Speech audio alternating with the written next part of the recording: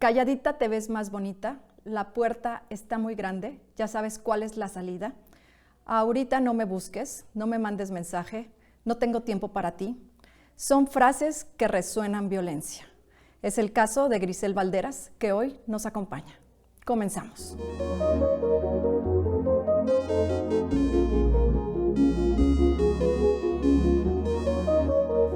Hola amigas y amigos, qué gusto saludarlos. Hoy tenemos de invitada a Grisel Balderas Jongetut. Gracias por estar aquí. Nuestra abogada Santa Andrea Olvera Salazar y Diana Angélica Miranda Malpica. Un caso que ha dado la vuelta en todos los periódicos, en todos los medios. Muy complicada la situación, pero agradecemos que estés aquí desde Quintana Roo, que nos hayas visitado y que vengas a contarnos tu historia. Bienvenida. Muchas gracias. Muchas gracias. Pues te agradezco mucho, Aurea, a todo el equipo maravilloso, mujeres. Es un honor para mí estar en este espacio, que me puedan dar esta voz para transmitir cuál es mi historia. Esta es una historia de Grisel, de MBB, por cuestión jurídica, y de Carlo, que son mis dos hijos. Así que muchas gracias por este lugar. ¿Cómo comenzó todo? Vámonos desde tu historia familiar, si quieres contárnosla. ¿Estuviste con tu agresor casada o en concubinato? ¿Cómo fue este amor que hubo en el pasado? Claro, yo soy originaria de Xilitla, San Luis Potosí. Estudié comercio internacional, vivía en otro estado y llegué a Quintana Roo con esta promesa del paraíso, de este lugar maravilloso, que yo me enamoré ahí de esta persona y tuve un hijo con él, mi primer bebé. Al final, lo que yo me di cuenta en estas relaciones tan rápidas, pues es que también como mujeres crecemos con ideas que en la sociedad y en la familia se nos enseñan. Yo me enamoro rápidamente de él, perdidamente, y nace de esa relación MBB. Sin embargo, estas alertas o estas violencias que yo vivía no las consideraba violencia, porque yo no quería verme como muy exagerada o muy loca, o que yo estaba siendo como una mujer muy insatisfecha. Entonces, conforme fue avanzando la relación, estaba yo viviendo con él, me había pedido matrimonio, pero algo no me terminaba de hacer clic.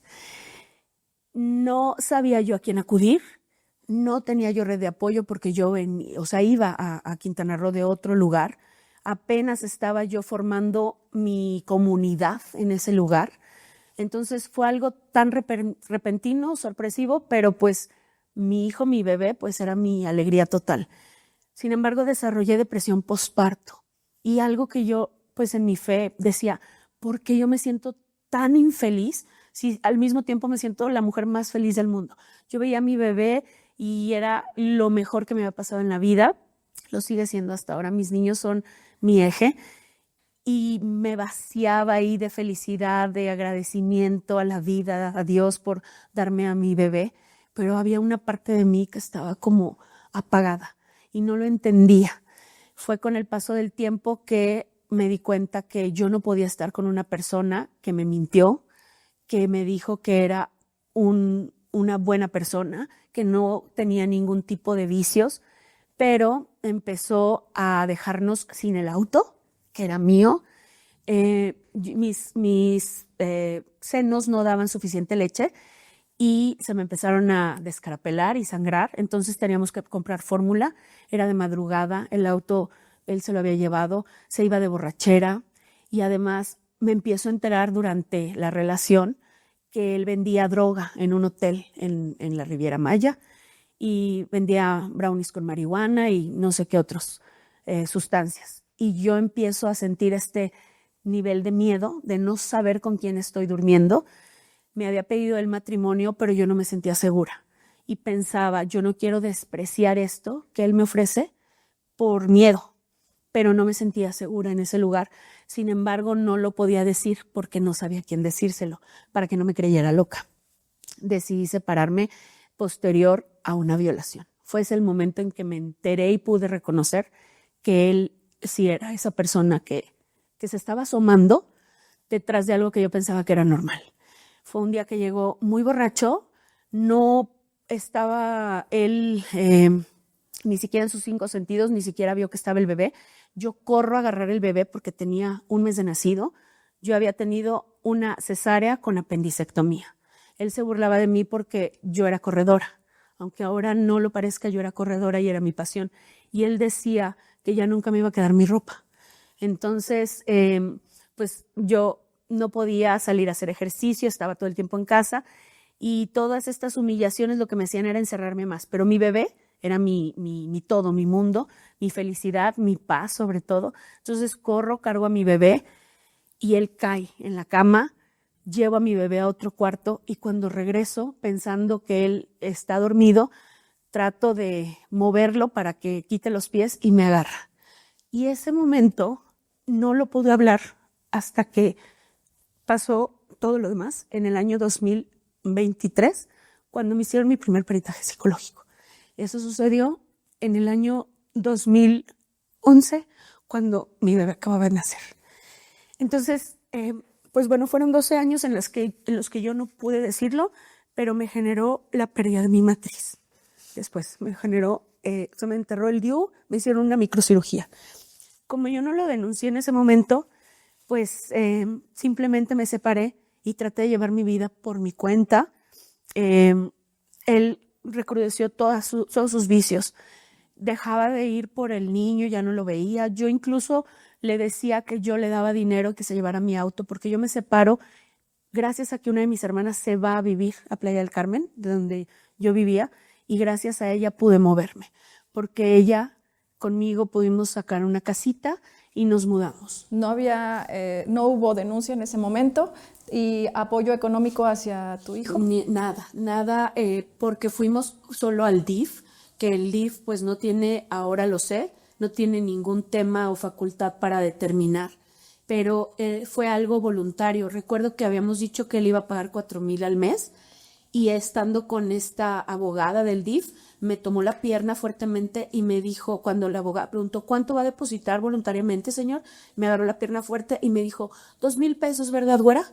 Eso fue lo que me dijo y yo me quedé un poco, pues estamos frente a una abogada, una autoridad. Yo solamente asentí y dije, sí. Me acuerdo que la señora de la caja me decía, no ha venido, güerita, no hay nada. O sea, ya veía que yo iba cada semana a checar y no depositaba. Aún así, yo pues empecé a salir, empecé a tomar terapia por primera vez, porque entró a una universidad donde la psicóloga daba terapias gratuitas a los estudiantes y también nos los ofrecieron a los docentes. Yo empiezo a estar ahí dando clases como maestra y ahí mi vida empieza a cambiar. Muy bonito, porque empiezo yo a poderle comprar las cosas a mi hijo, porque además nunca me daba dinero en casa, pero aún así yo ya podía moverme. Las clases me daban un ingreso y yo empezaba a hacer marketing. Entonces buscaba por todos lados emprendimientos. Y gracias a que empiezo a tener esa vida, pues mi hijo y yo, junto con mi hermana, empezamos a tener una vida muy bonita. Sin embargo, seguía esta parte con la que yo tenía que lidiar, que yo no entendía por qué si ya me había separado, pues por qué no me dejaba en paz, o por qué no trataba él de llevar la fiesta en paz. Esa parte, para mí, hoy la entiendo, en ese entonces no. Simplemente le decía, ve a tu hijo, aunque no estás depositando y no des dinero, pues yo pensaba en mi bebé, quiere ver a su papá. Entonces, se quejaba mucho de que no tenía trabajo, que no encontraba, que no tenía dinero, que no tenía auto. Y yo, en aras de que mi hijo estuviera bien, muchas veces le iba a decir, llévate mi auto y te doy dinero, llévalo a comer, aunque sea un ratito. Hoy me arrepiento de haber incentivado la convivencia. Pero, por un lado, pues mi hijo es mi hijo. Y si lo pienso de manera muy neutral, pues es lo que hubiera querido mi hijo. ¿Sí? Hoy lo sabe, tal vez, no lo sé, pero yo como mamá lo pensé por el corazón de mi hijo. Y en una ocasión yo tenía que llegar a la universidad porque me iban a hacer una entrevista para un puesto ya dentro de la universidad. Él como que se enojaba cuando me iba bien. O sea, yo le platicaba y le compartía porque es el papá de mi bebé y pienso que, pues oye, qué bueno porque al final, aunque estemos separados, seguimos siendo familia, aunque no estemos juntos. Ese era mi pensamiento. Pero yo lo veía como que se molestaba. Y le pido que por favor me lleve a la universidad para que yo pueda pues ir a mi entrevista y él se lleve al bebé. Al ir a la universidad, él empieza a ser violento conmigo, empieza a amenazarme y me dice, te voy a quitar al niño y no lo vas a volver a ver nunca. Entonces yo le pido que se pare, que se baje, que nos calmemos, y al momento de que él para el auto, me quita a mi hijo y se lo lleva. Yo me bajo del carro y me acerco a mi bebé y mi bebé se hacía así. Y yo me acuerdo que estiraba las manos para poderlo agarrar. Entonces, cuando logro agarrarlo, lo abrazo fuerte y en ese momento él nos empuja. Yo me acuerdo que me hice así como una conchita. Entonces me hice bolita y nos empieza a patear en el piso.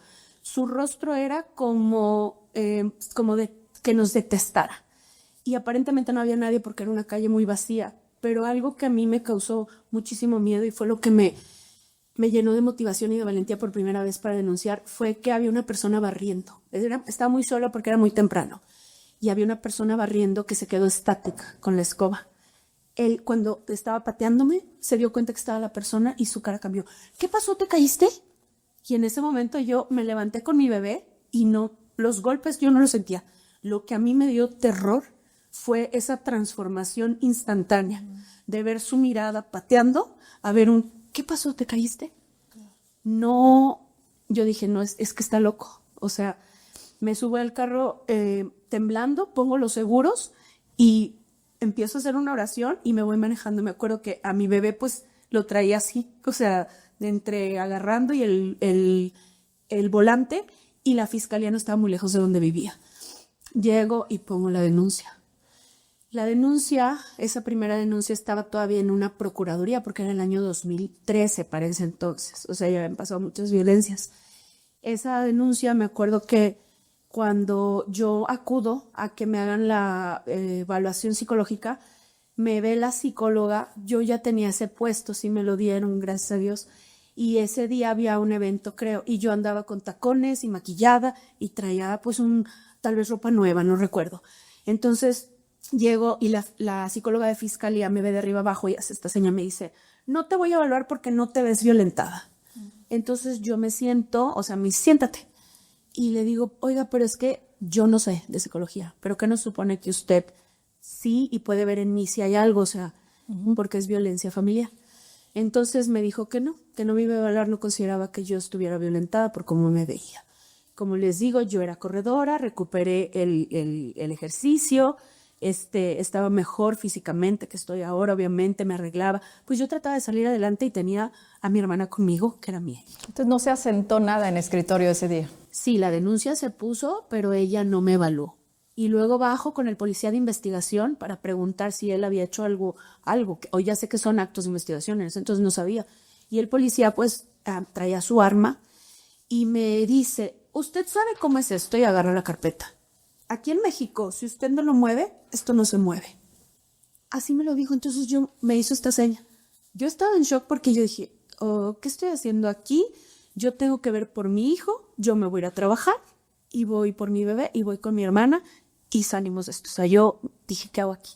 No sentiste ningún apoyo de las autoridades. Qué impresionante que los agresores recuerdan las frases con las que comencé el programa, calladita te ves más bonita, ya sabes dónde está la puerta. Son situaciones que a Giselle le sucedieron y que el agresor utiliza porque ella lo único que quiere y que quería en ese momento es, primero, el núcleo familiar y proteger a sus hijos. Sí, claro. Qué difícil es cuando ellos ya saben de qué pie cojeamos las mujeres. Claro, pues es la violencia vicaria, ¿no? Ahora que no te puedo lastimar así directamente a ti, ahora voy pues con los seres más vulnerables, con los que más quieres, y entonces es la persona interpósita a la que va a fastidiar. Y además, como tú dices, ¿no? ¿Qué cambio de personalidad? Primero, pues, muy violentador, y entonces cambia completamente cuando es visto. Y es así, un violentador no se deja ver de manera inmediata. Al contrario, puede ser muy amable, tiene todo ese núcleo narcisista encantador, claro, para primero, pues así como un anzuelo, atraer a la víctima, y ya cuando está la víctima, pues entonces ya empezar con ese círculo de la violencia, ¿no? Y aquí, bueno, pues precisamente al violentador también le da mucho coraje que la víctima despierte, que vaya y que busque denunciar, que lo... pues sí, ¿no? Que ya lo exponer al violentador es lo que más coraje le da, ¿no? Así es. Y pues a partir de ahí yo me dedico a sacar adelante a mi hijo, y avanzamos en el tiempo. Hubo muchas violencias, pero pasaron del 2013 al 2018, todos esos años, yo tuve que lidiar con todas esas violencias, de todo. Él me amenazaba cuando yo vivía con él y decía, agarra a tu hijo y lárgate. Y como mi hermana sí me ayudó a tener una casa y me pude ir, como que me las cobró después. Eran temas de lo dejaba plantado, me lo regresaba después de las convivencias de una forma mareado, vomitándose. Me decía, es que mi papá se mete al baño a fumar y huele a basura. Entonces, la basura quemada. Entonces, se drogaba cuando estaba con el niño. Pero todos esos años estuve sorteando de manera automática, desde mi punto de vista, como Dios me dio a entender, esas violencias. Fue en el año 2018 que le digo que pues él no está pagando pensión. Ya en el año 2014, cuando ya me habían dado el puesto, curiosamente, después de esos golpes me llega a la universidad una notificación y me hablan de recursos humanos y me dicen que me llegó algo de un juzgado. Entonces yo me asusto porque te llega de un juzgado y eso, ¿qué pasa? Y lo veo y es él que está depositando voluntariamente 1,000 pesos al mes para pensión alimenticia. Y no me daba dinero antes. Entonces yo no entendí qué era. Cuando le pregunto qué está pasando, me dice, voy a depositar 1,000 pesos al mes por recomendación de mi abogado. Y finalmente, pues yo decía, bueno, pues yo estoy manteniendo a mi hijo, pero ¿por qué ahí? Yo le decía, ¿por qué lo mandas a la universidad si sabes dónde vivo? Entonces, eso me molestó mucho porque me acababan de dar el trabajo. Y se enteró mi jefe y se preocuparon. Aún así, seguí sorteando las cosas y en el año 2018 ya él estaba depositando, él ya no depositaba los 1,000 pesos, yo ya tuve que irme a juzgados a defender. Como él ingresa a juzgados ese depósito, pues yo busco un abogado, porque no sé qué va a pasar. Y ese abogado lleva todo el litigio y logra demostrar todo lo que yo había vivido y me dan la guardia y custodia en sentencia definitiva de Matías y la pensión alimenticia de 3,900 pesos al mes, que depositaba cuando quería, como quería, un poquito, a veces sí, a veces no, pero solamente por los siguientes, digamos, la guardia y custodia me la dieron en 2014 finales, 2015, 16 y 17 como él quiso. Siempre debiendo, se atrasaba, yo nunca sabía que podía denunciar en cuánto tiempo.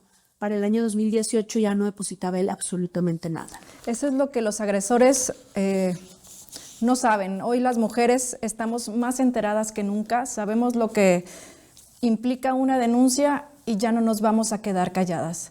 Las mujeres ya no queremos sentirnos valientes, queremos sentirnos libres, salir a la calle sin miedo de nuestro agresor, de su familia o de las mismas autoridades. Es el caso de Grisel, que está aquí con nosotros contándonos su historia y que sabemos que al final estarás con tu hijo y creemos en la justicia. ¿Creíste en ella? ¿Fuiste a denunciar? ¿Pediste los alimentos para tu hijo? Porque eso no es un favor. Ahorita nos va a explicar, nos va a dar su punto de vista nuestra abogada, pero hiciste los puntos que marca la ley ante una denuncia. Santa, ¿cómo va ella jurídicamente? Entendemos que lo está haciendo bien, ¿no? Está poniendo su historia en un escritorio. Sí, digo, lamento mucho el que haya tenido que vivir muchas situaciones y que yo creo que muchas mujeres igual lo vivieron. Desde que yo me involucré en el tema de mujeres en el año 2000, nos percatábamos precisamente de eso, que a pesar que había una sensibilización por parte de gobierno, en ese entonces, por primera vez, AMLO estaba en el poder, crea lo que son los centros, los famosos CIAMS, los centros de ayuda a la mujer. No eran secretarías, eran institutos, pero no, era una constante, ¿no? Que nos percatábamos precisamente que al acudir al Ministerio Público, el Ministerio Público volvía a revictimizar, ¿no? Por primera vez empezamos a hablar de esa palabra de revictimización, porque decían, bueno, es que se van a contentar, aparte tengo un robo, tengo un homicidio, y estos son temas familiares, se arreglan en casa, etcétera. Entonces, fue precisamente esta insistencia que se estuvo dando por parte de los movimientos de muchas mujeres, ¿no? Entre esas muchas activistas, etcétera, para que efectivamente hubiera como toda una reforma para empezar a sensibilizarlos, explicarles cómo era la temática de la violencia familiar, que podía existir la codependencia, que por eso había un tema de historia de vida de las mujeres para poder vivir esa situación, que no era tan fácil para ellas salirse de esos círculos de violencia, es más, hasta detectar que estaban viviendo violencia, porque a veces como sociedad se llegó a normalizar tanto, ¿no? Recordemos desgraciadamente nuestra época de oro, ¿no? Cómo se fortalecían esas películas de machos, de patriarcado, de borrachos, de vividores, etcétera. Y bueno, tenía su cine clásico, pero también tenía la otra cara de la moneda, la mujer calladita, bonita, sin decir nada, ¿no? Entonces, ¿qué pasa, no? Cuando ya las mujeres dicen, bueno, es que yo ya no quiero vivir de esta forma, merezco vivir de una forma diferente, con respeto, que no ser abusada. Recuerden que también la tipificación de la violación dentro del matrimonio no tiene tanto, tiene acaso unos 10 años. Entonces, todas esas situaciones que se veían en lo privado, pues empiezan a salir a lo público. ¿Por qué? Porque es una temática de que las mujeres lo estamos viviendo y lo estamos viviendo constantemente y entonces recordemos que empiezan a haber estos foros, estos temas de queremos expresar y que seamos tratadas de una forma diferente y que las autoridades se involucren en esos temas, ¿no? Recuerdo que íbamos bastantes compañeras a los congresos, a la Cámara de Diputados y de verdad, así como que decían, ¿qué quieren estas viejas, no?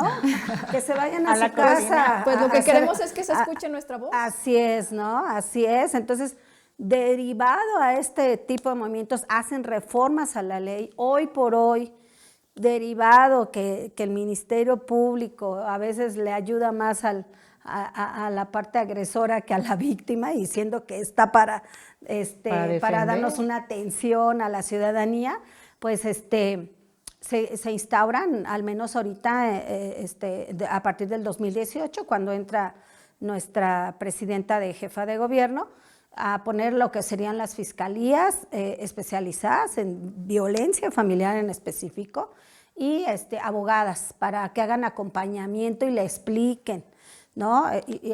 Pero entonces, todavía hay mucho que hacer, efectivamente, pero hago un paréntesis. Quiero de verdad agradecerle. Antier tuvimos ahí un asunto con igual un casito muy parecido aquí a nuestra invitada y quiero agradecerle a la Ministerio Público de verdad que nos atendió en la Fiscalía de Delitos Sexuales. Se ve que está habiendo un cambio, muy atenta, muy receptiva, muy sensible a la temática y la verdad no quiero dejarlo pasar. Agradecer a la Fiscalía de Delitos Sexuales por el personal que tiene, ¿no? Es lo que soñamos todas las mujeres, que la violencia institucional deje de existir.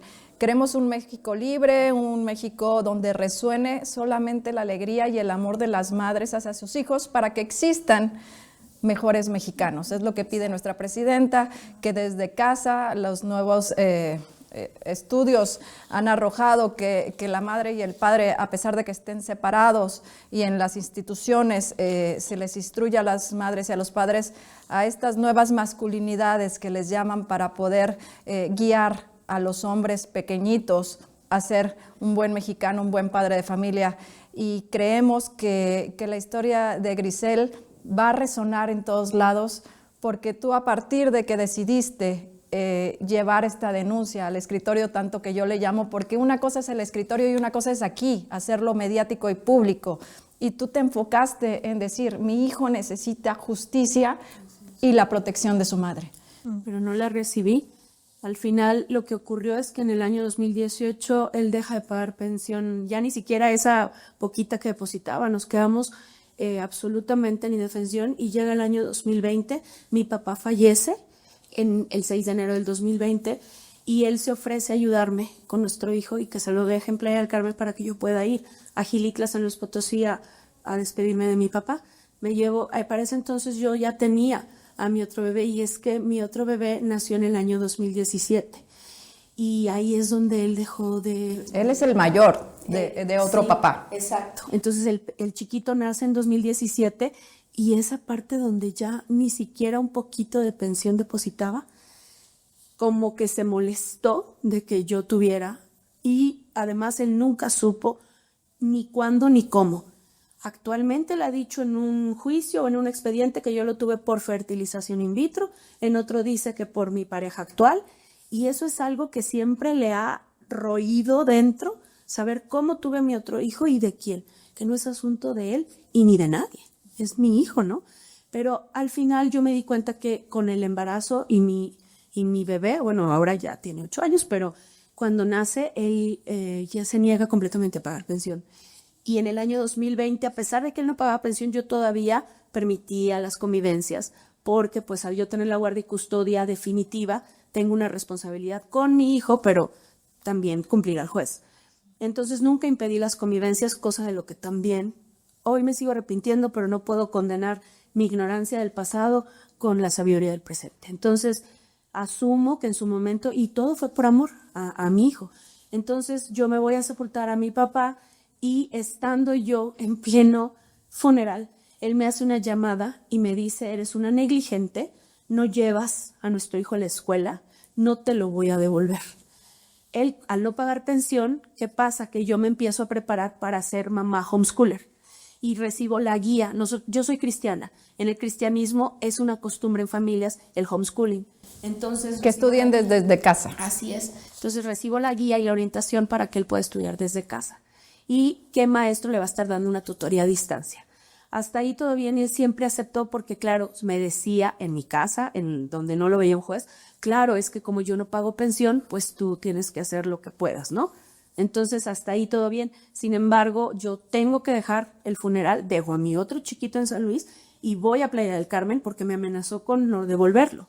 Yo llego en la noche y amanezco y estoy en mi casa sin saber, iré a poner una denuncia, pero ¿de qué? Y estoy tratando de contactar al abogado que logró darme, o sea, la sentencia de guardia y custodia que demostró todo lo que vivíamos mi hijo y yo, y no lo localizaba y en eso tocan la puerta, porque yo le había avisado que estoy aquí, que espero que me lleve a mi hijo y me lo devuelve. Ya en ese momento yo vuelvo a San Luis y voy de regreso con mi familia. Estoy allá un mes, pero volvimos a nuestra casa y se declara pandemia. En ese momento, o sea, a partir de que me lo devuelve, no lo volvimos a ver. Jamás vio a su hijo, jamás, ni siquiera llamó ni preguntó si el COVID no le había dado. Y en el año 2020, para nosotros como familia, que somos Matías, Carlos y yo, no era extraño el encierro, porque gracias a Dios ya tenían su escuela y pues estábamos acostumbrados a estar en casa. Mi familia en San Luis Potosí, somos una familia muy grande, y la familia Jumitud es así, somos muy, muy hogareños. Estar en casa no es estar en encierro ni en depresión, para nosotros estar con la familia, pues. Y así vivíamos en Playa del Carmen, y durante toda la pandemia, gracias a amistades, es que yo pude ir al súper. El papá nunca le llevó ni una lata de frijoles. Entonces, al final, pues, yo saqué adelante a mis hijos. Pero cuando logro localizar a mi abogado, le digo, yo ya no puedo más con esta situación, me regreso a San Luis Potosí. Y mi abogado me dice, no le vaya a avisar al papá porque es agresor. Yo le voy a informar al juez. Y yo confié en mis instintos y le dije, no se preocupe, Lick, ya me llevo bien con él. Y le aviso que me dieron un trabajo en San Luis Potosí, que él debe 50,000 pesos de pensión acumulada, y que me voy a darle una mejor vida a mis hijos. Y él me dice frente a una amiga, claro que sí, sin problema, nada más déjame estar con el niño en convivencia. Lo sé, Lick, me ve con cara de que sí, lo sé. Algo pasó ahí. Hoy lo sé que me equivoqué, pero por eso hoy cuando acompaño a las víctimas es que debemos de obedecer a nuestros abogados y abogadas. Y yo le dije, y él me pidió el niño en convivencia y yo acepté para que se despidiera del papá. Y ahí empezó el primer infierno, que ese fue el peor. Se va con su papá y se lo entregó el 5 de octubre del año 2020. Y a partir de ahí vienen 3 huracanes consecutivos en la península de Yucatán. Y estos huracanes no nos permitían salir de casa. Como yo ya había llevado terapia, pues ya había bajado, no podía hacer contacto cero, tenía que ser piedra gris, que es el monosílabo para personas que son narcisistas. aunque no lo puede diagnosticar mi psicóloga, sí veía en mí la importancia y los rasgos que estaba yo desarrollando. Ella simplemente me daba esta guía de cómo hacerlo. Ya no hablaba yo por WhatsApp con él, porque no era sano para mí, pero sí por correos. Entonces yo le mandaba correo, ¿quieres traerme a nuestro hijo? No, que se quede aquí todavía porque viene otro huracán. Eran consecutivos y uno llegó a categoría 4. Entendamos que la 5 es Vilma, por ejemplo. Entonces, destroza. Entonces no debes de salir y tienes que acatar las órdenes de la autoridad. Y así estuvimos encerraditos y yo confiando, porque también yo decía, si algo pasa, si una de mi casa se cae, yo no voy a poder cargar a mis dos niños. Yo me arrepiento, tenemos que aprender que somos muy fuertes, claro, y que no podemos dejar a nuestros hijos al cuidado de alguien por creernos débiles, que podemos. O por confiar, porque uno emocionalmente cree que el padre tiene esta tutoría de cuidados y a veces se abstienen y es cuando vienen las tragedias de sustracciones y pues el caso de retención que es el tuyo. Así es, ya no me lo devolvió por los huracanes y yo no, porque me acusaban cuando yo ya busqué a mi hijo, ¿por qué no te importó tu hijo? ¿Por qué no lo buscaste? Porque yo estaba confiando que estaba con el papá. Yo todavía no lograba determinar qué estaba pasando. Fue un correo que me dijo, déjamelo hasta el último fin de semana de octubre porque va a salir la película de Coco y lo voy a llevar al cine. Y dije, está bien, que disfruten mucho mi hijito, los espero el lunes a primera hora porque nuestro vuelo sale el martes y nos tenemos que ir a Cancún. Entonces a las 7 los veo el lunes. Ese fue el acuerdo. Yo el lunes estoy haciendo maleta, estoy esperando que lleguen, pero se me va el tiempo, por nosotros iban a pasar en la tarde. Cuando de repente digo, ¿qué hora es? 11 de la mañana, lunes 2 de noviembre del año 2020, y en eso veo que me llama un correo de él, me asusto pensando que algo pasó, y dice el correo, te denuncié, Matías no irá al viaje, te denuncié por violencia familiar y la Procuraduría del Menor me permite tenerlo en lo que se sigue la investigación. Yo me reí, pensé que era una broma, y en ese momento que entendí que no era broma, le hablé al abogado. Se había vuelto realidad lo que él me había querido avisar. Yo no lo vi porque no lo malicié. No tenemos esa capacidad. Nuestra hiperempatía no nos deja ver. Y ahí es donde comenzó la historia, pues el infierno, que ya ahora se llama violencia vicaria, que no empieza con esa sustracción o retención, que la violencia vicaria empezó desde la primera vez que me amenazó, cuando me dijo, agarra a tu hijo y vete, no te voy a dejar nada. La puerta está muy grande, te dijo, ¿no? Así es, o cuando me dijo, no te voy a devolver a tu hijo. Esa es violencia vicaria, que muchas mamás no logran detectarla porque piensan que es hasta que le quiten a sus hijos o hijas. Violencia vicaria es que te amenace con quitarte la custodia. Y ahora lo entiendo, ahora lo he estudiado, por eso me puse a estudiar Derecho, para entender qué estaba viviendo. Y ahí empezó el penar y el caminar con autoridades, que ese es el segundo infierno y el peor. Cuando voy a buscar a mi hijo, en primer lugar se cambió de casa, yo no sabía la nueva dirección. Saco un video pidiendo a la comunidad playense que me digan dónde está mi hijo y la comunidad se une. Yo hacía muchos eventos de emprendimiento y daba talleres de anuncios de Meta y de Google. Entonces ya tenía una cierta comunidad que me ubicaban y pues Playa del Carmen es chiquito. Entonces nos conocemos así y empezaron a buscar y dieron con el paradero de mi hijo. Y ahí lo fui a buscar, llamé al 911 y me atrincheré en el domicilio junto con mi abogado. Llegó una periodista que me acompañó durante 48 horas sin comer, sin dormir. A mi hijo lo tenían, mis amigas lo estaban cuidando, a mi bebé. Y ahí estuve 48 horas sin comer, sin dormir. No lo dejaban salir. Y finalmente, por fin de la presión mediática, porque una periodista me apoyó, yo llevaba los papeles, decía, esta es la guarda y custodia, yo la tengo, ¿por qué no me dan a mi hijo? Llegó muy a regañadientes el DIF y me dijeron que no me iban a devolver a mi hijo. Mi abogado les dijo que no había más que una denuncia, no había una sentencia y no tenía por qué negarme la devolución de mi hijo. Pero con tal de que lo sacaran de ese lugar, yo acepté que lo llevaran al DIF. Y ahí empezó un martirio. Un viacrucis. Horrible, horrible. La que llevaba la carpeta me decía, ¿pero por qué el niño le tiene miedo? Pues yo no sabía por qué me tenía miedo. Y cada que llegábamos al DIF, porque mi mamá tuvo que viajar para estar conmigo, siempre llegaba él a los minutos, le avisaban. todo empezó a corromperse y yo me voy dando cuenta y me dijo mi hijo, porque lo veía 15 minutos en el DIF, primero que para por unos moretones, me dijeron. Sin embargo, ahí estando en el DIF institucionalizado, jugando, mis hijos jugaban muy rudo. Y yo decía, pues no sé qué habrá pasado, pero que le habían pegado, que se supone que yo le había pegado. Estando en el DIF, mis hijos están jugando tan rudo que se corta mi hijo y sangra, pero era una cortada así, entonces por favor que lo atiendan y demás. Y al final yo no entendía, o sea, de dónde habían sacado que unos moretones. Lo que ocurre es que me doy cuenta porque mi hijo me dice, el que está aquí, el que manda aquí, es amigo de mi papá, va y se toma unas cervezas con mi papá y con la pareja. Entonces yo le digo a mi abogado y salgo a denunciar solita y parada, sin saber a qué me enfrento, con mi abogado del lado derecho y con la periodista enfrente. Ahí andábamos los tres.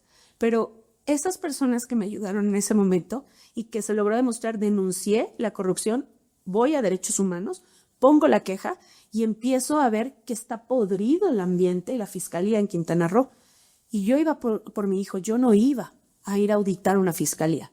Y a partir de ahí, pues se empiezan a hacer las evaluaciones y determinan que mi mamá es la persona más apta para tenerlo mientras se libera esto.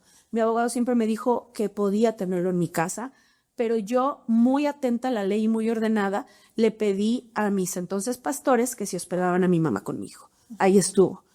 Mientras yo veía qué pasaba con lo demás. Yo no me reservo el derecho cuando voy a presentarme a la denuncia y doy el número de la denuncia que puse 7 años antes. Sin embargo, no la encuentran. En realidad la ocultaron. Mis pastores salen denunciados también. En este caso, denuncio a mi mamá, a mí y a mi pastora por sustracción y retención de mi hijo, porque se lo entrega el DIF. Y en ese momento empiezan a hacer una serie de acoso en ese lugar y rodean y mandan policías cada 2 horas más o menos, porque hablaban al 911 y decían que ahí había un niño secuestrado. Y en eso ponen fotos en redes sociales con la cara de mi mamá, la mía y unos moretones en la pierna de mi hijo. Esos moretones nunca hemos sabido realmente si los tuvo o no. Las fotos nunca las sacó el médico, sino que fueron aportadas por el señor. Y recibimos más o menos entre 50 a 60 amenazas de muerte, cada quien, mi mamá y yo. Puso todo en los grupos de la Huasteca Potosina, porque de allá somos, para que vieran la clase de agresoras que somos. Y yo decido que mi mamá mejor se vaya a San Luis Potosí y vuelo a mi mamá con mi hijo. Sin embargo, ellos salen mucho antes de Quintana Roo. Un viernes 15 de diciembre del año 2020 a las 11:59 de la noche, un juez de instrucción firmó un depósito judicial a favor de el papá. Una figura que es irregular, el CCA nos puede decir, no le dio guardacustodia y en el juzgado que hace a las 11:59 de la noche. Y a mí me catean mi domicilio un domingo 17 de diciembre, buscando al niño, exigiendo que yo lo entregue. Mi hijo ya estaba en resguardo en San Luis Potosí y fue así como logré tenerlo 1 año y medio en resguardo. Pero cuando yo viajo para ya irme a San Luis con mi otro hijo, me vinculan a proceso con una carpeta ya muy fabricada, nunca integran la averiguación previa. Yo incluso le digo al juez de instrucción, a mi hijo ya le hicieron un peritaje aquí en San Luis Potosí, en la Fiscalía General, porque pues la denuncia de sustracción tenía que procesarse, hicieron una colaboración, y en esa denuncia en mi contra sale un peritaje que arroja. Mi hijo dice, mi papá me llevó a la Fiscalía de Quintana Roo, no me acuerdo el día, y me pidió que dijera que mi mamá me pegaba, pero eso no es verdad. Yo le hice caso porque no sabía lo que iba a pasar. Es por eso que yo ahora vivo con mi mamá. Y a partir de ahí, el dictamen arroja que el papá está generando violencia. Sin embargo, cuando yo le menciono al juez de control penal que existe ese dictamen, que por favor quiero que se alargue el plazo de la investigación y que lo integre, el juez me dice, le dije que se asesore con su defensor. Y el defensor público, Raimundo Elizondo Gaona, me escribe en privado, te dije que te callaras. Cada que yo le entregaba las calificaciones de mi niño para decir, oye, me acusan de que yo lo tengo en la casa sin estudio, aquí están las calificaciones.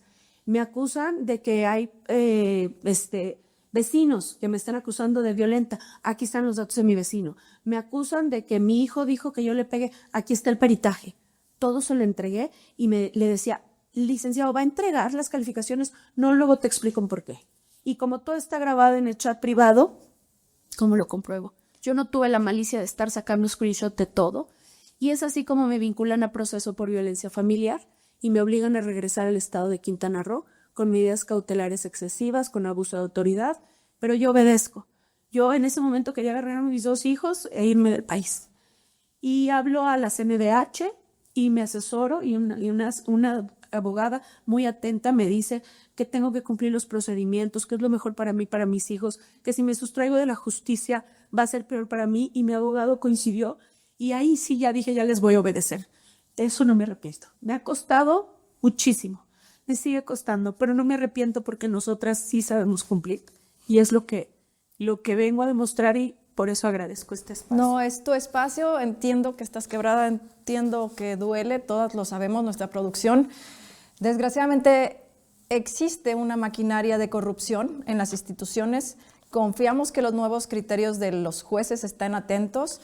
Ya volvemos con las opiniones de las especialistas y Grisel no está sola, somos muchas pidiendo justicia para ti. Hoy muchas mujeres sabemos que tenemos que hablar, si es necesario gritar, pedir apoyo, porque el silencio estimula al agresor y lo hace más fuerte. Es el caso de Grisel. Ella, sin querer, le avisaba todos sus movimientos, porque al final pues ella pensaba que es un padre, un buen padre, y a veces con estas situaciones que nos va presentando dices, a veces no hay buenos seres humanos en este mundo y que la llevan al límite. Sí, pues así es ya el límite de una persona pues psicópata, ¿no? Para armar todo ese expediente con evidencias sembradas. Cuando tú dices, bueno, yo esos moretones no sé dónde se salieron, qué fue lo que pasó, pues son evidencias sembradas. Entonces van sembrando y van construyendo casos ficticios, ¿no? Y se dice que miente 1000 veces hasta que se haga una verdad, ¿no? Entonces eso es lo que él fue haciendo y también fue induciéndole al niño, ¿no? Aquí vemos la manipulación y la alineación parental. Entonces el niño dentro de esa mente inocente pues le da ese poder al adulto, ¿no? De me está protegiendo y entonces es el gran otro que tiene la verdad, que tiene la ley y que bueno, el niño pues va a obedecer, obviamente, ¿no? Entonces el niño obedece frente a esa confusión de ver a los padres peleándose, quiere estar con mamá, pero también quiere estar con papá y entonces bueno, hay una madre que dice, yo no le voy a quitar el padre a mi hijo, ¿sí? No le voy a quitar ese árbol simbólico, ese padre, ¿no? El padre que le tocó, dices, bueno, que conviva, ¿no? O sea, esa parte tuya que confía y que dice, pues aquí está tu hijo, ¿no? No creo que vayas a hacerle daño. Entonces ahí es cuando precisamente el psicópata violentador dice, pues porque confiaste, pues ahí te va mi venganza. Ahí te va mi manipulación y ahora es donde pues precisamente inyecta esa desconfianza, ese odio también a los niños, les inyectan ese veneno, ¿no? Y bueno, tal cual como lo comentaste, Grisel, sí, la violencia vicaria empieza desde mucho antes. Desde que le hablan mal de la mamá, desde que están ahí manipulándolos, desde que también los compran, les traen juguetes nuevos, les prometen, les dicen y la libertad y aquí no va a haber reglas, vas a hacer lo que tú quieras, mijito y demás, ¿no? Entonces desde ahí empiezan a manipular, pero es una mente perversa, porque está descarriando a los niños. O sea, un niño dentro de ese sistema de cuidados debe de estar bien cuidado, bien protegido, amado, y la disciplina se da pues con cierto orden y con ciertas leyes y límites, por supuesto, ¿no? Entonces, y los psicópatas narcisistas que dicen, ay, pues vente, vamos a jugar, vamos a hacer, ¿no? El mundo como el infante lo quiera. Sí. Y no es adultocentrismo, no, sino que cada niño necesita una estructura y necesita sentirse pues en un lugar seguro y sin embargo eso pasa, los violentadores, psicópatas narcisistas los usan, no son sujetos de amor, son objetos de venganza. Qué triste y jurídicamente pues es una violación a los derechos de la madre y del pequeñito y de toda la estructura familiar. Sabemos que ahora las nuevas estadísticas y los nuevos derechos humanos están muy enfocados en sacar adelante a la familia, pero aquí no lo vemos. En el estado de Quintana Roo no sabemos qué sucedió. Desde el 2013 hasta el 2026 hay una gobernadora. Hoy creemos que la fuerza femenil está con todo, pero también confiamos en ella y en que muchas mujeres tienen esa sensibilidad de ser mujer, ser madre y de la protección al menor. ¿Qué sigue contigo? Pues lo que ocurrió en ese entonces al regresar es que yo enfrenté los procesos jurídicos. Cuando el abogado me acompañó desde la sustracción, él me explicó cómo iba a ser el procedimiento, qué eran la primera instancia, la segunda, la Suprema Corte. En unos momentos, en la asesoría inicial, cuando a mí me quitan a mi hijo y lo localizo, yo ya había puesto la denuncia por sustracción y retención. Al explicarme, él me dijo que podían pasar unas horas, unos días, unos meses o años, o incluso hasta que mi hijo fuera mayor de edad. Y es así como decidí empezar a estudiar Derecho. Entonces, desde el año 2021 que yo estaba ya en San Luis Potosí con mi hijo, empecé a estudiar Derecho porque llevaba las audiencias penales en mi contra y decían unas cosas espantosas de mí, que mis hijos conmigo vivían gritos y golpizas. Esas eran las frases que usaba la abogada de mi agresor. Y luego que yo los tenía encerrados, que sin educación, o sea, todo tergiversado. Agarraban el homeschooling como algo tergiversado. Y un juez me preguntó, ¿es cierto esto que usted le niega la educación? Y yo le contesté con la verdad, su señoría, eso no es verdad, mi hijo cumplo con el artículo 3 constitucional, el derecho a la educación. Lo que sí es cierto es que no está en la escuela, no está escolarizado, pero ninguna ley me obliga a ello. Mi hijo sí tiene acceso a la educación, sabe leer y escribir, lo puede evaluar la Secretaría de Educación Pública, tiene calificaciones de la Secretaría de Educación Pública. Sin embargo, la abogada astutamente, porque estos abogados y abogadas, que ya por cierto se está haciendo una lista de quiénes son en todo el país, lo que hicieron fue hacer una búsqueda de registro de mi hijo en Quintana Roo nada más, porque todo lo que hicieran en sus actos de investigación ellos, si salía que yo en realidad sí lo tenía inscrito, porque lo tenía inscrito en otro estado, porque era a distancia esa escuelita, entonces ellos se quedaban más bien con el oficio de Quintana Roo. Y así es como lograron construir la violencia familiar, porque la violencia familiar tiene que tener control, dominio y sometimiento para que se constituya el delito de violencia. Y a lo largo del tiempo fueron haciendo una maraña y una bola de cosas y empezaron a meter pruebas que yo en ese momento no conocía y con un defensor que se vendió, que ahora sé que se vendió a la contraparte, que nunca entregó ninguna de las pruebas, pues yo le meto queja en derechos humanos, me sigo defendiendo como Dios me da a entender y como voy más o menos estudiando. Lo que sí creo que es algo que puedo compartir y recomendar a las mamás es que se acerquen a personas expertas. Yo me acercaba mucho y preguntaba en muchos lados, escribía y demás. Enfrento todo el proceso y en este caminar llegamos hasta mayo 2023, yo simplemente cuidando a mi chiquito, a Carlo, y en el año 2023, perdón, en 2022 se hace un conversatorio y yo lo único que llevaba era la declaración de mi hijo. La periodista que hizo el conversatorio nos llevó como a 5 o 6 mamás ahí en Playa del Carmen a hablar de nuestros casos solo de violencia vicaria. Y entonces al leer esta respuesta, una abogada escucha y esa abogada, al darse cuenta que ya pasó la etapa inicial de lo penal y la final, ya voy a juicio, pues empieza a defenderme de manera mediática. Por eso mi caso se volvió mediático, porque existía esta prueba que las autoridades no habían recibido, los juzgados no lo habían visto. Tan mediático que existe una ley que está pues a mano de muchas personas en tus redes sociales, la ley Matías. Sí, esta defensora de derechos humanos en su momento yo pues le decía, yo quiero defender a las infancias de que no vivan esa manipulación.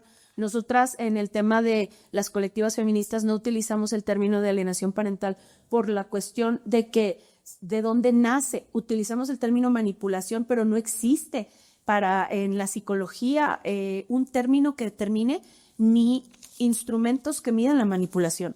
Entonces yo le digo que quiero hacer una ley que proteja a las infancias de ser manipuladas, que por la vía psicológica se puede protegerles, y ella me muestra que al haberme arrancado a mi hijo, porque fueron a San Luis Potosí por él, al haberse llevado a mi hijo, lo que hicieron es que separaron a los hermanos. Y el vínculo materno-filial que se está rompiendo también está rompiendo el vínculo entre hermanos, y de ahí nace la ley Matías, porque a mí me hacen un peritaje por violencia vicaria. Como fueron por mi hijo a San Luis, yo ese día dejé de cortarme el pelo, por eso lo tengo de este tamaño, así que me quitaron a Matías por segunda ocasión. Y en ese peritaje que me hacen a mí de violencia vicaria, también se lo hacen a mi hijo Carlo, y mi hijo Carlo en su peritaje dice, además de que lo que detecta la psicóloga forense, mi hijo dice, quiero que Dios me haga grande para rescatar a mi hermano. Entonces de ahí nace mi movimiento causa que se llama Rescatando a Matías y la ley Matías, que nace del corazón de Carlo, que él quiere crecer para sacar a su hermano de ese lugar. Y al caminar de todos estos procesos, ya escucho que es violencia vicaria, la empiezo a entender, sé que empiezan a aprobar las leyes vicarias en todo el país. En Quintana Roo las mamás nos unimos para buscar la aprobación. Se aprueba de la forma más aberrante que se puede haber aprobado, que es para hombres y mujeres. La violencia vicaria es una violencia de género, es una acción afirmativa y por ende al aprobarse para hombres deja de ser acción afirmativa. Sin embargo, mi denuncia es la primera del estado de Quintana Roo y para mayo 2023 vinculamos a proceso a mi agresor por violencia vicaria. También estaba vinculado ya por incumplimiento de obligaciones. Hasta ahí yo ya no aguantaba más psicoemocionalmente, pero llega a finales del 2023, en segunda instancia, cuando el magistrado Carlos Alejandro Lima Carvajal, que es protector del pederasta Azúcar Curi, le quita las vinculaciones a proceso a mi agresor. Y de toda la afectación que yo traía, eso me indujo a la ideación suicida. En diciembre de 2023 yo paro, yo digo, yo ya vine a clamar justicia, yo ya hice todo lo que tenía que hacer y dejaron libre a mi agresor y yo sigo sin mi hijo. Y en ese momento renuncio a todos los procesos y me voy a terapia intensiva durante el 2024 para Carlo y para mí. Pero la fiscalía apeló. Yo pensé que ya iba a dejarme, pues, que vayan por mí, que me encarcelen, pero al apelar la fiscalía, pues se sigue todavía el proceso y los procedimientos, mi carpeta, pues también sigue su curso. Actualmente mi agresor ya tiene en total 6 denuncias de todos los delitos que ha cometido. Me lo liberan. La primera la ocultaron, no la procesaron, no hay actos de investigación, no hubo en su momento, solo omisiones y negligencias. Todas las demás que se operaron, en 2 lo liberan en segunda instancia, pero actualmente tengo la de violencia familiar y aún así el proceso en mi contra continuó. A mi hijo no lo pude ver durante 6 meses, pero cuando lo vuelvo a ver, él me dice, yo me avergüenzo de ti, eres una mala madre, y contigo yo sufría violencia psicológica y golpes y gritos y golpizas. Palabras que no son de un infante. No, que son de la abogada cuando ella se lo dijo al juez. Y entonces finalmente sale el juicio y en ese juicio me condenan culpable de violencia familiar en contra de mi hijo. Cuando el juez lee la condena, me dijo 2 años, 9 meses de cárcel. Pero a mí lo que me quebró fue lo segundo que dijo, cuando dijo que la pérdida de la custodia de Matías. Y bueno, reparación del daño moral y material, etcétera. Yo nunca salí de Quintana Roo durante los 5 años que duraron las medidas cautelares. A los hombres, las medidas cautelares, como lo marca el Código Nacional de Procedimientos Penales, se los ponen por 2 años y fenecen, es decir, se acaban. A las mujeres nos ponen 2 años o lo que dure el proceso, y estos procesos son infinitos. Tenemos un caso en Cozumel que el vicario ya murió y la violencia vicaria sigue. La violencia vicaria no termina nunca y ni aunque el agresor muera. Son las autoridades las responsables de que la violencia vicaria continúe. Y a partir de ese momento, al yo tener ya calidad de sentenciada, mi primer acto de valentía pues fue venir a Ciudad de México con mis abogados que se encuentran aquí, que ya ingresaron mi caso ante la Comisión Interamericana de Derechos Humanos. Son los abogados de la Red Solidaria Década contra la Impunidad y quiero invitar a todas las mamás que están sufriendo con estos agresores que están de verdad manipulando y tergiversando el sistema judicial, que integren sus casos, que acudan a esta ONG Es una red que apoya a muchísimas mujeres que sufren violencia vicaria, pero lo más importante, estos abogados litigaron el caso Son Paxtle-Tecpile, que eliminó la figura del arraigo. Aquí en México una persona ya no puede ser encarcelada y que te mantengan encarcelada mientras hacen sus actos de investigación. Gracias a esa sentencia ya puedes llevar tu proceso en libertad y ya no te pueden retener sin pruebas, injustamente. ¿Cómo el agresor hizo un círculo de violencia emocional súper estructurada?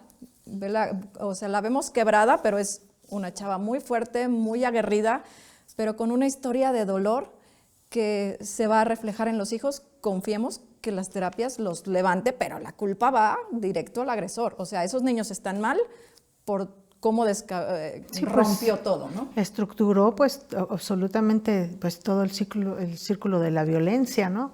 Ahora aquí lo que también es muy importante hablar es de esta emoción de Carlo para con su hermano Matías, ¿no? Y sí, tenemos que empezar a hablar de cómo esa ruptura de ese vínculo entre hermanos fraternal, ¿no? Los niños tienen derecho a tener convivencia con sus hermanos, por favor, o sea, es parte de su vida misma, es sangre de su sangre, ¿no? Entonces tendrían que convivir con esos hermanos de manera libre, ¿sí? De manera neutra. Entonces, cuando un ser humano tiene un hermano, no estamos hablando de cualquier vínculo, es un vínculo que te hace crecer, que te hace entrenarte para la socialización con los demás, con los amigos y después con los maestros, con los jefes. O sea, es el primer vínculo con el cual te vas a entrenar para socializar. Por eso son tan importantes los hermanos, las hermanas, aunque a veces nos agarramos de las greñas, ¿va? Que es normal, es natural, es más, hasta es deseable, porque en esa pelea entre hermanos, pues también empieza a resignificarse, ¿no? El vínculo, pues con lo amoroso, con la gratitud de la compañía del hermano, el compartir. Entonces, es un vínculo muy importante y tendríamos que empezar a luchar por esos niños que tienen el derecho de convivir, crecer con sus hermanos. Que no se preocupen tanto las autoridades por hacer el vínculo del padre agresor con los niños, sino con ver los toda hermanos. la estructura, qué sucedió, Sí. o que sí se pongan a leer, ¿no? En estas, voy a decir los nombres, en estos centros de convivencia, Claro. SECOFAM, los que están en cada estado, que analicen las psicólogas el por qué el niño está así, qué le sucede. No es nada más el pleito con la madre o con el padre, ellos necesitan a un hermano. Existen muchas líneas para apoyo a la mujer. ¿Puedes mencionarnos alguna, Santa, para que las mujeres que nos están viendo y que desgraciadamente puedan estar viviendo lo que está pasando, Grisel, puedan comunicarse a algún teléfono? Sí, pero antes de dar las instituciones, en verdad, busquen gente que esté especializada en temas de género. Cuando hay un padre agresor, probablemente también es un esposo agresor. Entonces, no confiemos tanto. Ella tuvo muchas...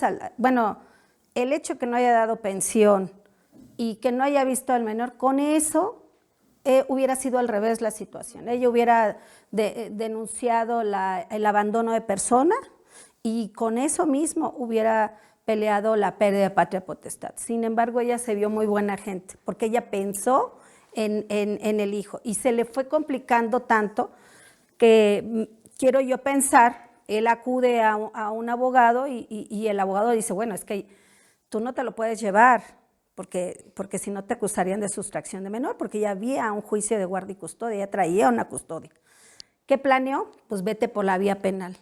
Aquí el tema es que hoy por hoy los jueces penales no pueden resolver, porque hay un choque de competencias. El juez penal no tenía que haber resuelto cuando ya había una resolución en materia familiar. Entonces tenía que haber trasladado ese procedimiento. Sin embargo, quiero pensar aquí un acto de... Yo espero que no sea por ignorancia, porque yo creo que los jueces penales son muy capaces, ¿no? Y si es un nuevo juez, pues bueno, habría que hacer una denuncia porque el juez tenía que haberse deslindado de una situación porque ya la traía un juez familiar. No puedes contraponer dos resoluciones. Sin embargo, él lo absorbe y resuelve un tema donde finalmente él tuvo tiempo, por la plática que nos da, tuvo suficiente tiempo para estar aleccionando a Matías, tuvo suficiente tiempo con estarle diciendo, es que tu mamá te hace esto, te hace esto, te hace esto, y tanto que el niño lo fue preparando, tuvo suficiente tiempo para prepararlo. ¿Por qué? Porque la única forma de que tú le puedas quitar la custodia y la patria potestad a un padre es precisamente con actos de violencia familiar. O sea, exactamente estuvo maquinando junto con estas personas pésimas, que estoy segura que fue un abogado, una abogada, sin ética y Cero perspectiva de género. Cero perspectiva de género, maquiavélicos, ¿no?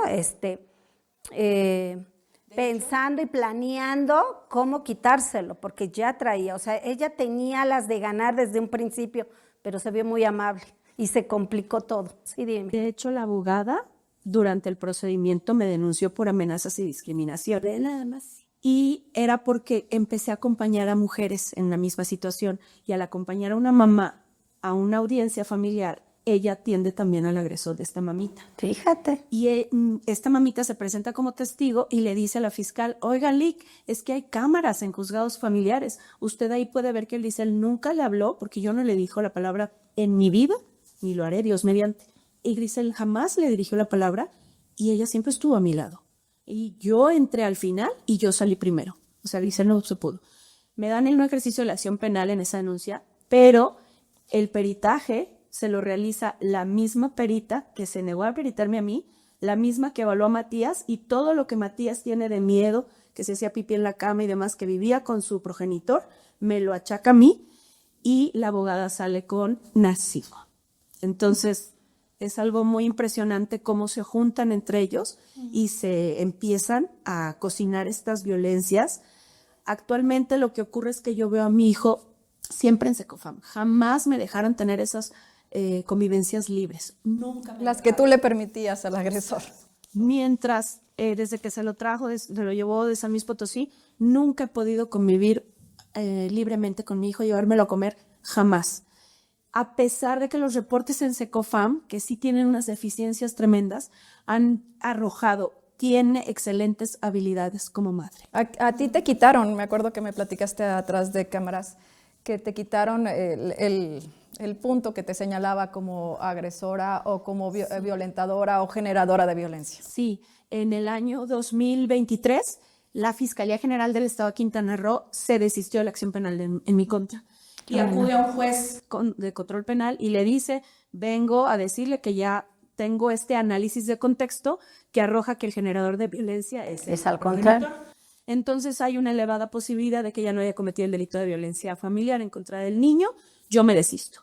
El juez dice, lo siento, te vas a juicio porque ya se abrió el juicio. Y no me puedo retractar de lo que ya dije, ¿no? Y luego se va ese fiscal que estaba, el fiscal Montes de Oca, que dejó un lugar oscuro en Quintana Roo, que torció todas las carpetas, que escondieron los audios que mandó Fiscalía de San Luis Potosí a Quintana Roo, no una, 2 veces mandaron en colaboración esos audios de la entrevista de mi hijo. No llegaron a tiempo, le mencionan, ¿no? A la fecha siguen sin estar, los tienen ocultos en la Fiscalía General del Estado de Quintana Roo.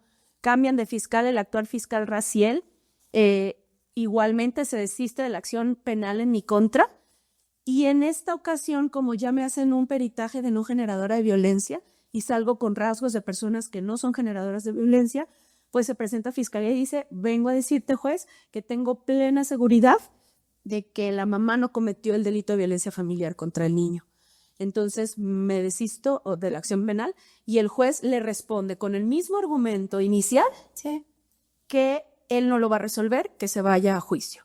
Voy a un juicio que me armaron bien fabricado, que ocultaron todas las pruebas a mi favor, que además se vende mi defensor público, que por cierto cobra 8,000 pesos, mientras el juez familiar le vendió la custodia en 80,000 pesos a mi agresor. Mi caso no es aislado, son más de 100 casos ya que se han detectado En Playa del Carmen al menos 50, en todo Quintana Roo como 100 casos.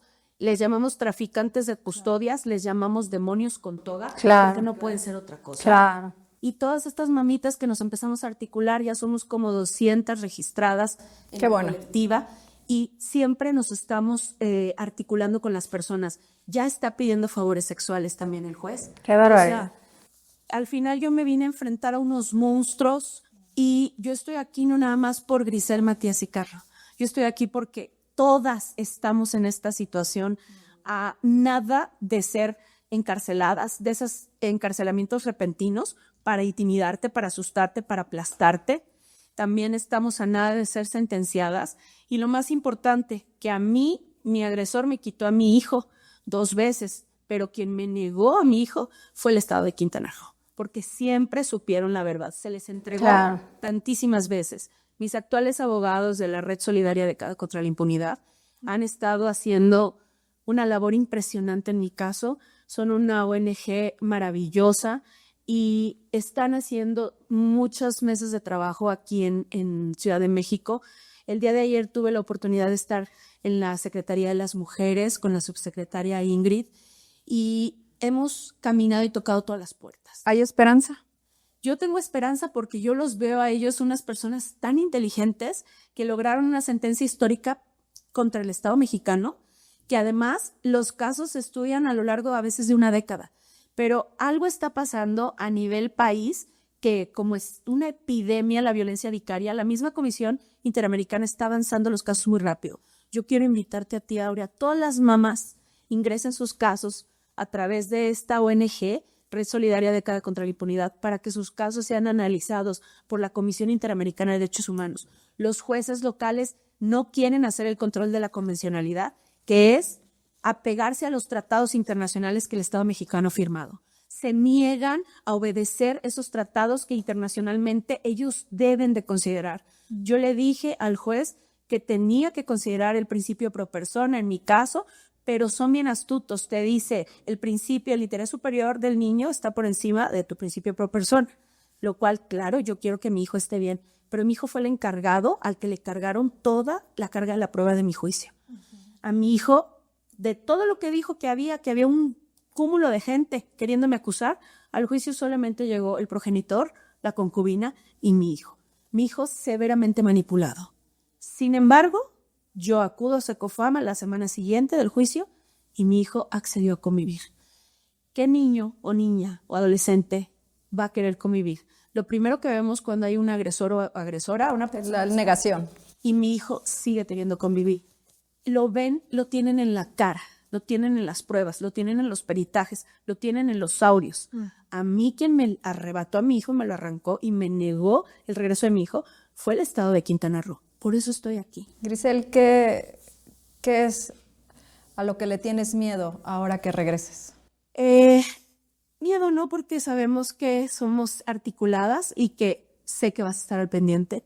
Y sé que tienes una abogada, y sé que tienes una psicóloga, y sé que todas las mamás en todo el país van a estar atentas. Pero yo regreso al Estado de Quintana Roo con una posibilidad de que me maten, me quieran encarcelar o haya una represalia de parte de gobierno. Y por eso lo digo públicamente, porque si algo me pasa fue el Estado de Quintana Roo. Grisel, confiemos que tengas una sentencia pronto favorable, que todo se cambie a tu favor, que tu niño algún día vea este video, a nuestra especialista, a la abogada, a ti, clamando que lo necesitas, que esperas que el Estado te lo regrese, porque no hay mejor lugar para un pequeñito que estar en los brazos de mamá. La violencia de género, la violencia vicaria es una crisis que estamos viviendo todas las mexicanas cuando nos atrevemos a denunciar. Y yo confío realmente en las nuevas estructuras, los nuevos criterios, por eso lo menciono tanto, por eso tenemos este programa, porque es para ustedes. Gracias. Gracias por estar aquí, por confiar en nosotros, y muchas mujeres estamos esperando justicia. Esto es Tiempo de Nosotras. Nos vemos pronto.